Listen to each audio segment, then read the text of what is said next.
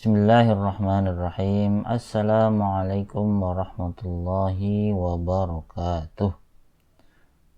Alhamdulillahirabbil alamin wa bihi nasta'inu ala umurid dunya waddin. Wassalatu wassalamu ala asyrafil anbiya'i wal mursalin wa ala alihi wa sahbihi ajma'in, amma ba'du. Alhamdulillah, pada kesempatan yang berbahagia ini kita dapat bertemu kembali pada mata kuliah fikih, siasah, dan jinayah.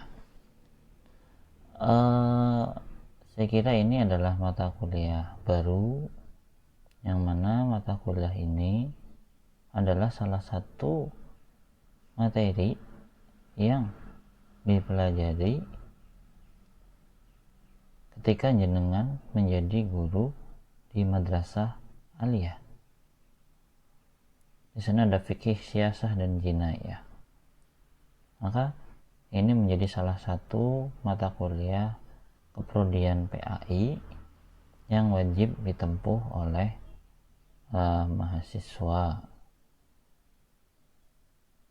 khususnya prodi pendidikan agama Islam. Walaupun demikian, ini kalau kita lihat ini adalah salah satu mata kuliah yang ada di Fakultas Syariah. Ya, kalau kita lihat fikih, siasah, dan jinayah itu kan syariah, itu ya syariah sekali. Akan tetapi ya guru PAI perlu untuk mengetahui, saya kira sangat perlu sekali untuk mengetahui tentang fikih, siasah, dan jinayah. Toh ini menjadi salah satu materi yang dipelajari dalam pelajaran fikih di tingkat madrasah aliyah. Oke, pada pertemuan ini kita akan masuk ke deskripsi dan kontrak perkuliahan, yang mana ini akan kita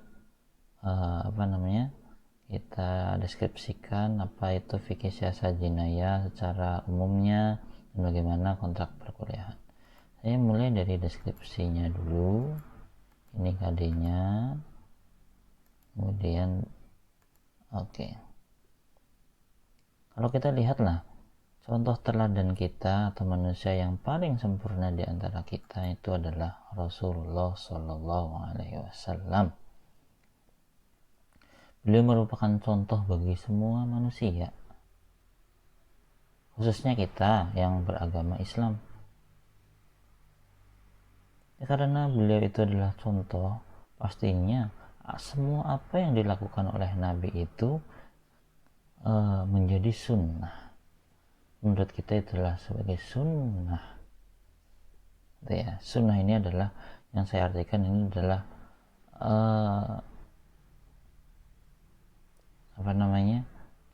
perbuatan Nabi, perkataan Nabi, dan juga ketetapan Nabi. Semuanya, sifatnya juga, akhlaknya itu masuk dalam sunnah.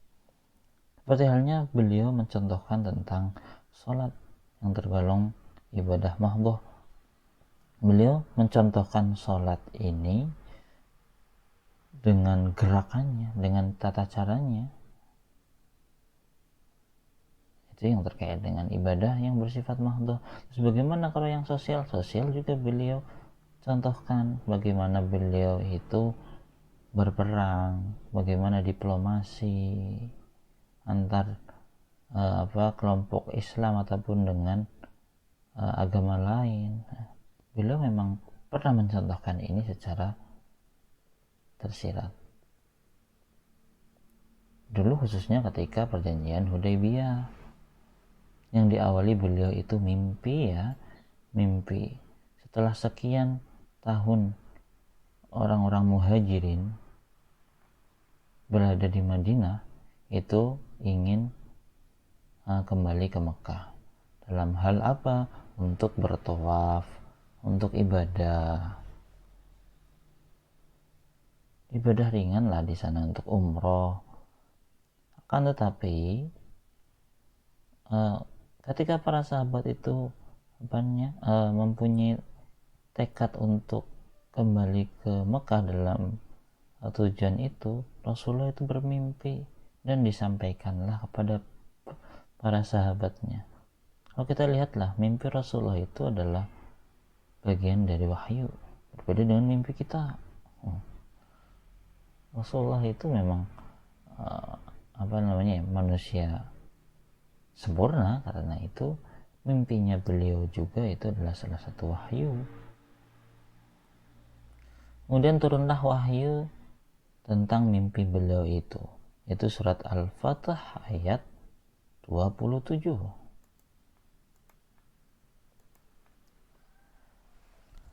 Laqad a'udzu billahi minasyaitonir rajim. Bismillahirrahmanirrahim. Laqad sadaqallahu rasulahu ar-ru'ya bil haqq. Latadkhulunnal masjidal harama insyaallahu aminina muhalliqina ru'usakum wa muqassirina la takhafun fa'alima ma lam ta'lamu faja'ala min duni dzalika fathan qariba. Laqad sadaqallah. Betul-betul apa yang dimimpikan yang dimimpikan Rasulullah itu sudah dibenarkan oleh Allah. Sadaqallahu rasulahu ru'ya bil haqq. Itu mimpinya Rasulullah itu dikuatkan dengan turunnya wahyu tentang itu. Maka dengan adanya wahyu ini, para muslimin dan Rasulullah juga itu sangat semangat sekali merealisasikan mimpinya itu. Ya, karena di sana walaupun mimpi, ya perlu di sana itu ada upaya untuk merealisasikan. Maka di sana Rasulullah dan para sahabatnya itu berangkat ke Mekah. Kurang lebih ada 1.400 kaum muslimin ke sana. Karena beliau dan para muslimin ini kepengen ke Mekah bukan untuk perang, tapi hanya untuk ibadah saja, maka beliau dan para sahabatnya rela untuk menempuh jalan yang lebih jauh, bukan jalan seperti biasanya. Dipilihlah di sana jalur ke Hudaybiyah, yang mana di sana itu ya karena lebih jauh ya, maka kehausan, latihan, dan seterusnya. Maka di sana pada akhirnya upaya yang dilakukan oleh Nabi dan juga para sahabatnya di sana diketahui oleh orang musyrikin Mekah. Oh, ini kalau sudah diketahui ini berabeh nih, jangan-jangan ingin berperang. Maka di sana Rasulullah mengutus Khurrasyid bin Umayyah al-Khuzai untuk bertemu dengan musyrikin Makkah. Untuk apa? Untuk memberitahukan bahwasanya maksud kedatangan Rasulullah dan para muslimin itu hanya untuk beribadah saja, bukan untuk yang lain. Ini utusan ini justru hampir saja dibunuh. Kemudian Rasulullah juga memerintahkan Utsman bin Affan untuk memberitahu juga kepada kaum musyrikin Mekah. Nah, si Utsman ini diberitakan sudah meninggal. Wah, sudah ke sana, sudah ke kaum musyrikin Mekah, tapi mendapatkan berita bahwasanya Utsman itu meninggal. Maka Rasulullah dan para sahabatnya itu berbaiat di bawah pohon untuk membahas tentang kematian Utsman ini. Namanya Bai'atur Ridwan. Itu juga diabadikan dalam Al-Quran juga. Al-Fatah ayat 18. Silahkan nanti dibaca sendiri ya.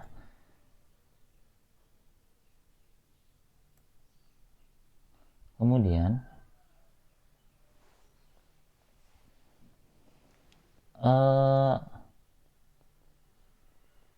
untuk memastikan itu, kan tadi Utsman sudah sudah datang ke kafir Quraisy, walaupun Utsman itu tidak terbunuh. Setelah adanya Bai'atur Ridwan itu justru Utsman datang. Maka di sana kaum Quraisy itu juga mengirimkan utusannya kepada untuk bertemu Nabi, untuk menanyakan apa sih yang diinginkan Nabi dan para sahabatnya ke Mekah itu. Di sana ada Budail bin Warqa al-Khuzai, kemudian dikirimkan lagi Urwah bin Mas'ud, kemudian Hulais bin Alqamah, kemudian Mukris bin Hafs, dan semuanya itu ya banyak sekali ya utusan kafir Quraisy untuk memastikan maksud dan tujuan Nabi ke sana. Maka yang paling terakhir itu dikirimkan Suhail bin Amr untuk bertemu Rasulullah.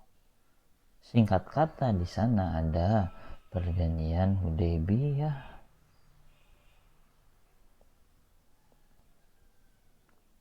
Di sana antara Rasulullah, Suhail bin Amr, dan itu di sana ada sekretaris Nabi yaitu Ali bin Abi Thalib.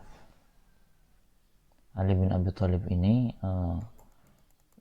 pada perjalanan penulisannya pun di sana itu ada ketidaksetujuan dengan Rasulullah. Ya terkait dengan menulis Bismillahirrahmanirrahim, kemudian Suhail menangkas langsung dan memerintahkan supaya jangan ditulis Bismillah tapi tulislah Bismikallahumma. Kemudian Muhammad Rasulullah juga di sana diganti dengan Muhammad bin Abdullah dan seterusnya. Memang secara kasat mata kalau kita lihat itu memang perjanjian Hudaybiyah ini merugikan pihak Rasulullah dan para sahabatnya, sampai para sahabatnya juga tidak puas ya kepada Nabi. Tapi lama kelamaan karena Rasulullah dan para sahabatnya itu bersatu, pada akhirnya semuanya setuju dengan perjanjian ini. Singkat kata di sana perjanjian Hudaybiyah ini adalah salah satu strategi Nabi dalam urusan pemerintahannya. Ini strateginya ini atau siasahnya ini, siasah yang dilakukan Nabi. Jadi Nabi juga pernah mempraktekkan ini, siasah ini masuk dalam permasalahan fikih.